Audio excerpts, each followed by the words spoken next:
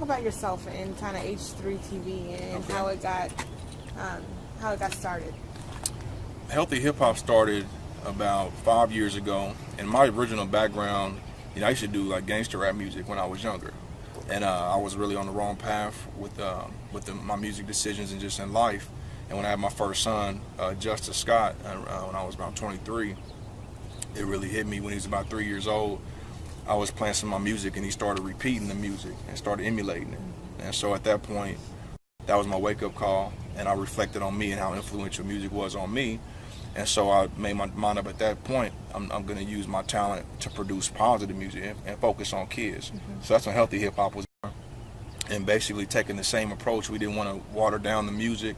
It's the same hard urban beats and also some of the pop culture music that you'll hear, their favorite artists listening to. But we're talking about education, health and wellness, and we're talking about finishing school. We're also just having fun. There's some dance songs. So really taking that energy and turning it positive. And that's where Healthy Hip Hop was born. And then as the company organically grew, we started developing a children's television show called Keep It Moving. And that's when H3TV came into place.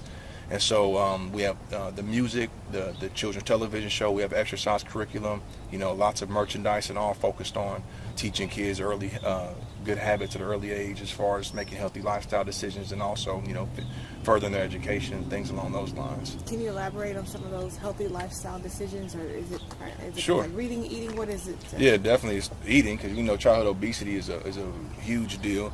So we want to encourage kids to, eat more fruits and vegetables, not eat so much fast food. And that's one of the points we hit on in our food songs, like Eat Right and Exercise. We also encourage kids to be active.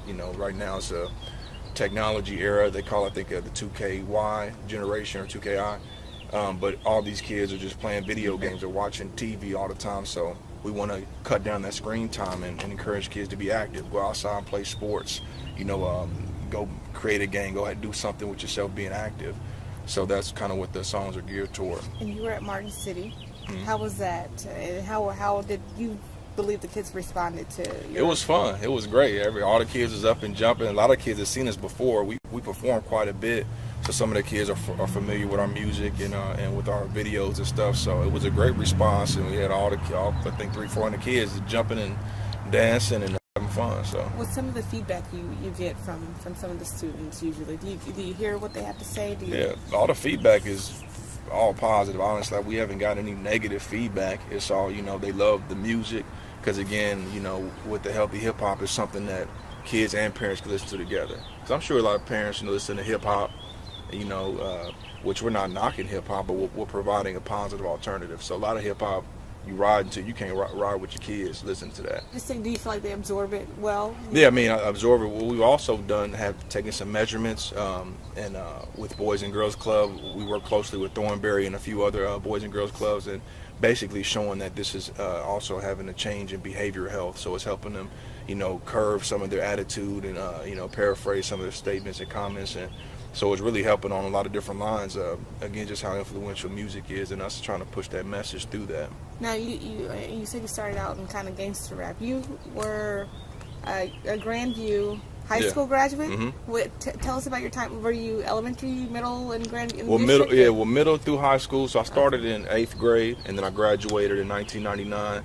I played sports there. I played basketball for Grandview, and at that time, again, when I was young, I was really influenced by gangster rap, like I think Bone Thugs and Harmony, a couple of the groups was coming out, and that's really what I chose to listen to, and it started influencing me in a bad way.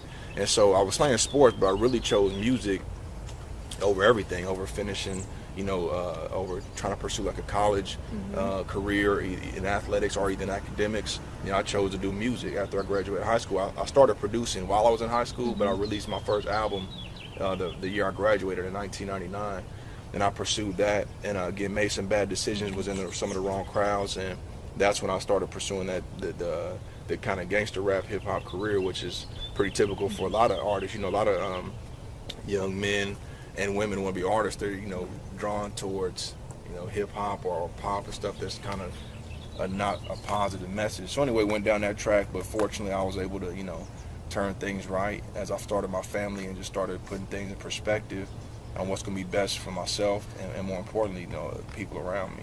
Were there any positive experiences that you had in high school here or in middle school, teachers or anybody that you can remember that helped kind of shape you to go down this path as well, or any positive experiences here? Oh, well, I had lots of positive experiences. I mean, Grandview was a great high school, and again, I was an athlete, so I got a lot of support from, you know, the teachers.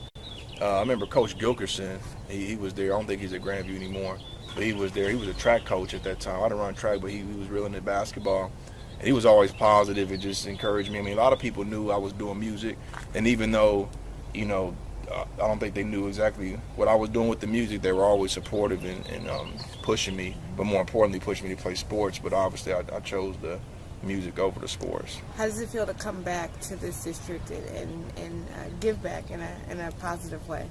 It feels great. You know, it feels awesome. And also, I still got ties here. You know, my brother, he's a sophomore at Grandview High School. His name is Tremaine Banks, and I have another younger brother who's will be a freshman next year. So I'm still deeply, you know, connected here, going to the basketball games, involved with, you know, some of the, you know, different activities they do at the high school. Mm-hmm. So, yeah, I mean, it feels good to be able to come back and still be connected, see some of the same teachers are still in place and, you know, do something positive. And what do you hope kids walk away with whenever you come out and you speak and you guys do your program? What do you hope that, if there's one thing that they can grasp, what do you hope that is? Well, we want them to grasp that, you know, through our positive messages, that their future is bright and it's up to them, you know, through hard work and education to really, you know, create opportunities to have a bright future, and let them know that we believe in them and that they're the future and that anything is possible, you know, through hard work and through dedication and education. What's the future for H3TV? Well, the future is right now we're in a real pivotal process of securing funds to be able to take our business to the next level, because one of the things, you know, on this journey has been a real learning experience as far as how to operate and run a business. You know, I've never done that, never had any classes on that, to do everything like legitimately.